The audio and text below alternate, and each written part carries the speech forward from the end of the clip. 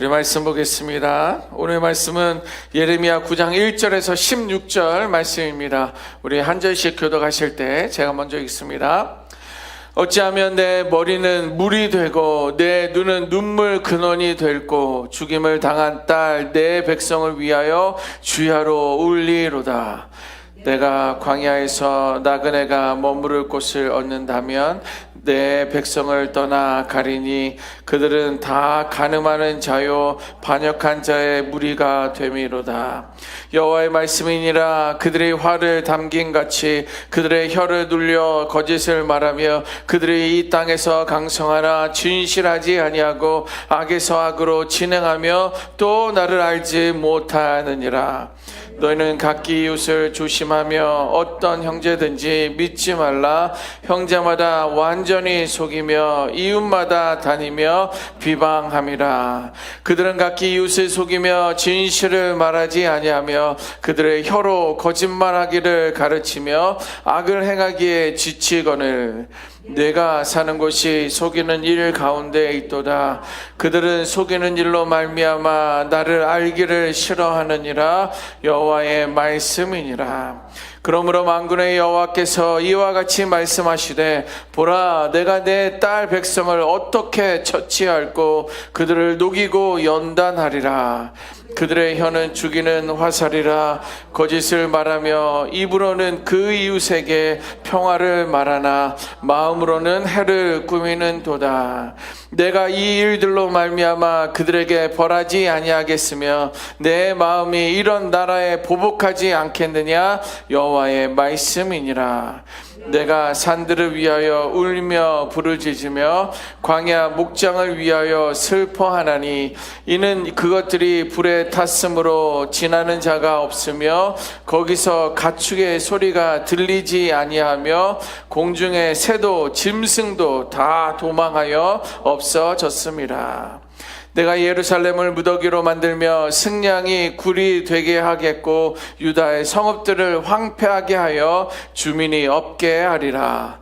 지혜가 있어서 이 일을 깨달을 만한 자가 누구며 여호와의 입의 말씀을 받아서 선포할 자가 누구인고 이 땅이 어찌하여 멸망하여 광야같이 불타서 지나가는 자가 없게 되었느냐.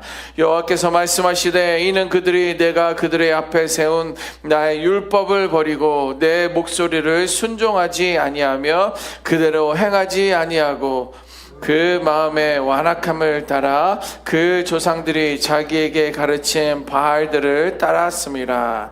그러므로 만군의 여호와 이스라엘의 하나님께서 이와 같이 말씀하시느니라.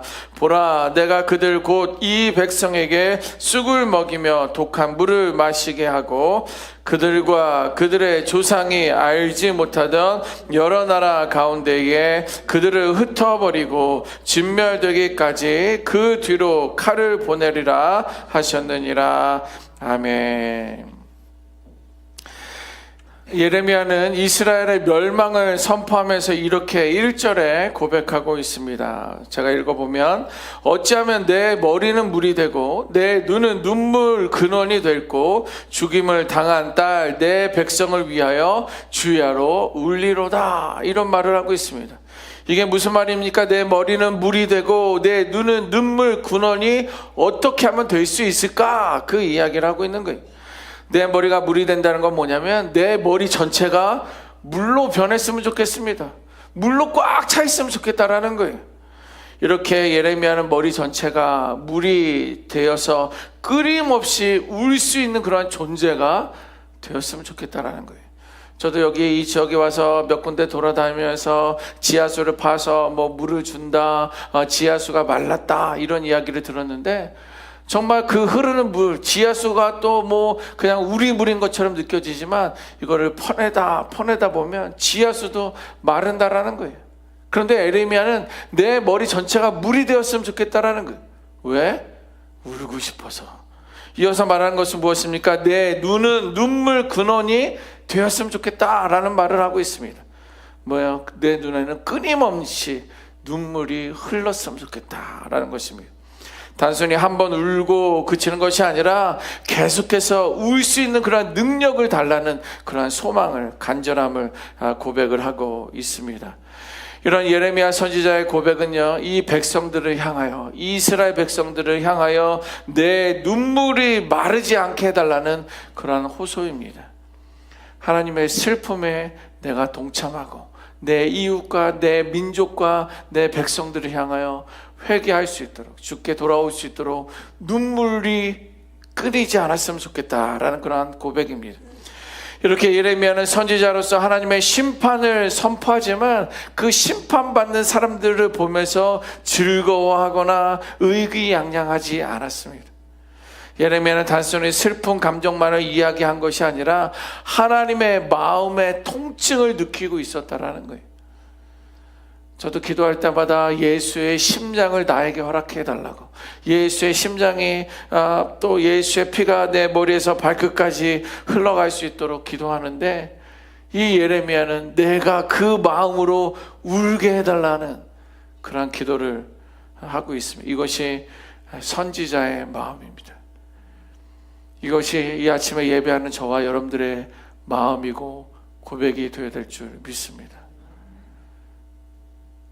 내 가족만을 위해서 우는 것이 아니라 내 형편과 처지에 안타까워 속상해서 억울해서 우는 것이 아니라 그것뿐만이 아니라 내 이웃이 그 아픔이 되어서 나도 같이 울 수 있는 그런 선지자의 마음이 우리 안에 있어야 될 줄 믿습니다. 하나님의 사랑하신 백성이 스스로 하나님을 버리고 떠나갑니다. 그 안에 거짓이 있고 탐욕의 길로 걸어가면서도 그것이 죄인지도 알지 못하는 그러한 현실 앞에서 예레미야는 견딜 수가 없었던 거예요. 울지 않을 수가 없었던 것입니다. 그러나 하나님의 거룩하심과 인간의 완고함 사이에서 고통을 느끼고 있었고요, 그 죄로 인해 망해가는 백성을 향하여 하나님의 마음으로 눈물을 흘리고 있었던 것입니다. 자, 그런데 여기서 예레미야가 본 예루살렘은요, 무너진 성벽보다도 더 심각한 그런 모습을 보게 됩니다. 성경은 뭐라고 하냐면 사람들의 양심이 무너졌다라는 거예요. 그냥 보이는 건물이, 성벽이, 성전이 무너진 거에서 끝난 것이 아니라 그들의 양심이 무너져 있다라고 표현하고 있습니다. 오늘 보면 8절 말씀 한번 보겠습니다. 제가 읽습니다. 그들의 혀는 죽이는 화살이라 거짓을 말하며 입으로는 그 이웃에게 평화를 말하나 마음으로는 해를 꾸민다, 이렇게 기록하고 있어요. 무슨 말입니까? 입으로는 샬롬이라고 말하는 거예요. 입으로는 평안하냐라고 말하는 거예요. 그러나 그 마음에는 복수를 꿈꾸고 있다라는 거예요. 오늘 우리가 사는 시대는 어떻습니까? 우리 교회는 어때요? 여러분들의 가정은 어떻습니까? 여러분들이 속해 있는 그 공동체나 그 모임이나 만나는 사람들과의 관계는 어떻습니까? 말은 화려하고 시스템은 점점 더 정교해 가고 있지만 그 속에는 진심이 사라지고 있어요. 거짓이 자리를 잡아가고 있다는 것입니다. 그래서 어떻습니까? 진실을 말하면 불편한 사람이 되는 거예요. 나도 알고 있어요. 그러나 차마 나는 말을 못해. 그러나 그 용기를 가지고 담대함으로 진실을 말하면 괜히 그 사람이 부담스러운 거예요. 그런 시대가 됐어요. 정직하게 살면 손해보는 시대가 되었습니다. 맞아요, 틀려요? 인정하고 싶지 않지만 정직하게 살면 손해보는 시대를 우리는 살고 있습니다. 그래서 우리는 점점 진실을 말하지 않는 법을 배우게 되는 거예요. 점점 말과 마음이 달라지고 있다는 것입니다. 예레미야는 그 현실 속에서 누가 우리를 진실로 들어가게 할꼬 라고 하면서 외치며 통곡하고 있습니다. 그때 하나님은 묻습니다. 12절에 이렇게 묻고 있습니다. 지혜가 있어서 이 일을 깨달을 만한 자가 누구며 여호와의 입의 말씀을 받아서 선포할 자가 누구인고 이 땅이 어찌하여 멸망하여 광야같이 불타서 지나가는 자가 없게 하겠느냐. 무슨 말입니까? 이 백성이 왜 이같이 망하였느냐는 거예요. 점점 왜 멸망의 길로 가느냐라고 하나님이 오늘 이 아침 우리에게 물어보고 있습니다. 그런데 13절에 그 해답이 거기에 써 있습니다. 대답은 간단합니다. 여호와께서 말씀하시되 이는 그들이 내가 그들의 앞에 세운 나의 율법을 버리고 내 목소리를 순종하지 아니하며 그대로 행하지 아니한다 라고 기억하고 있어요. 그들이 나를 배반하고 떠나가는 그 이유는 무엇이냐? 왜 그들은 진실로 돌아가는 것을 망설이느냐? 그 대답이 거기에요. 왜 이들이 망하고 있느냐? 그것은 율법을 버리고 하나님의 음성을 듣지 아니하고 순종하지 않았기 때문에 그 멸망의 길로 가고 있다. 나를 떠나 버리고 가고 있다라는 거예요. 여러분, 하나님은 이 시대에 하나님의 말씀대로 사는 사람들을 찾고 있습니다. 참된 예배자를 이 시대에 찾고 있는 것뿐만 아니라 하나님은 자신의 말씀을 듣고 순종하고 있는 사람들을 찾고 계시다라는 거예요. 우리가 말씀을 배우는 이유가 무엇입니까? 말씀을 듣는 이유가 무엇입니까? 우리의 지식을 늘리기 위함이 아니에요. 네, 지적인 것이 우리 안에 있어야지만이 분별력도 있을 수 있습니다. 그러나 머리는 점점 커지는 거예요. 저는 고등학교 때 홀트 아동복지라는 곳, 일산에 있는데, 한국에 있는 그 일산에 있는데 홀트 아동복지가 있습니다. 거기 가서 대두인 장애인을 봤어요. 나이는 한 5-6살 정도 됐을까요? 한쪽 방 구석에 앉아있는 장애인이었어요. 근데 머리가 이렇게 커요. 초등학생인데. 초등학생이 아니라 대여섯 살 됐는데. 몸은 대여섯 살 몸인데 머리가 큰 거예요. 예, 우리는 배우기만 하면 머리만 커지는 거예요.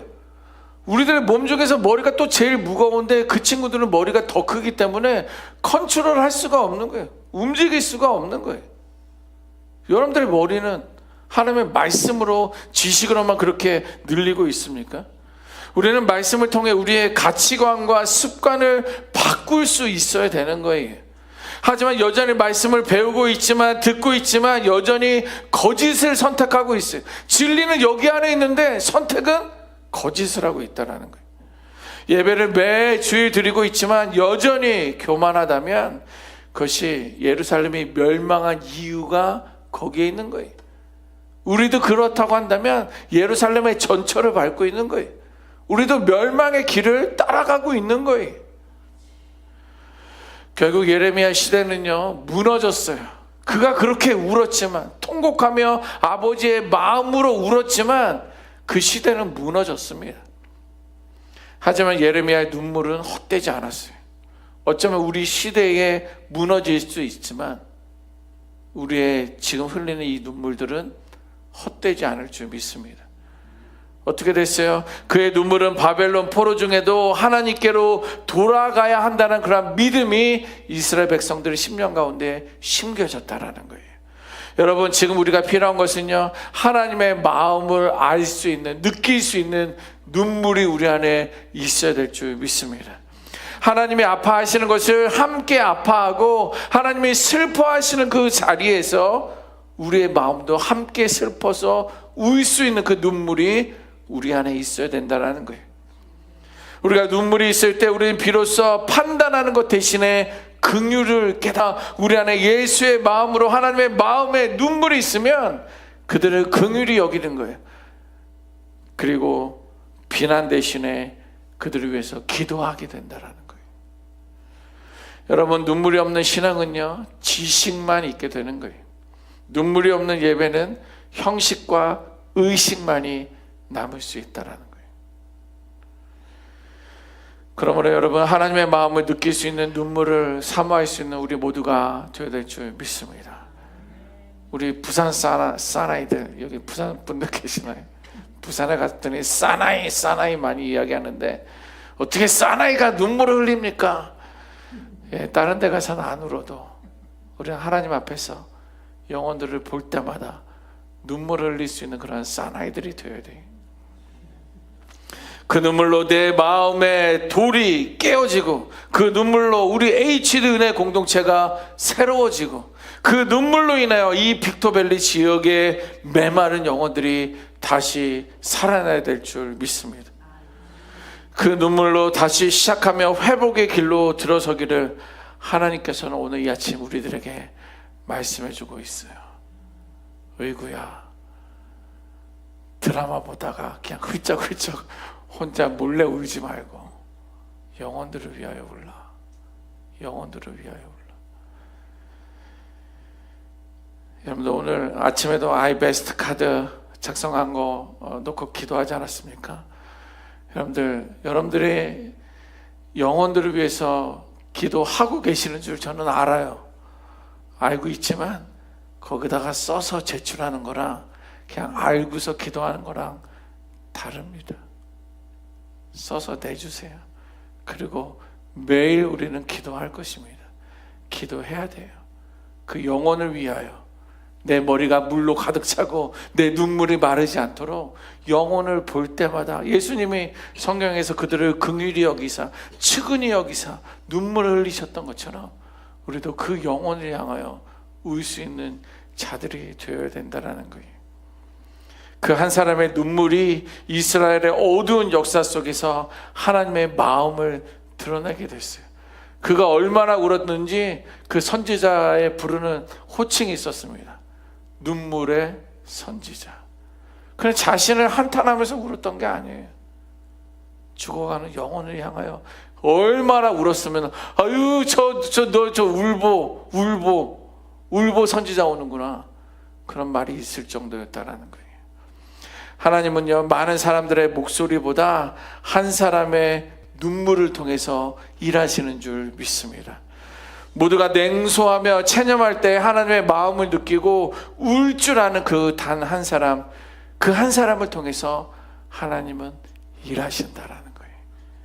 여러분, 예레미야의 눈물이 이스라엘의 회복을 준비했듯이 오늘 우리 가운데서도 하나님은 그 한 사람의 그 눈물을 흘릴 줄 아는 그 한 사람을 찾고 계시고 그 한 사람이 우리 개개인이 되어야 될 줄 믿습니다.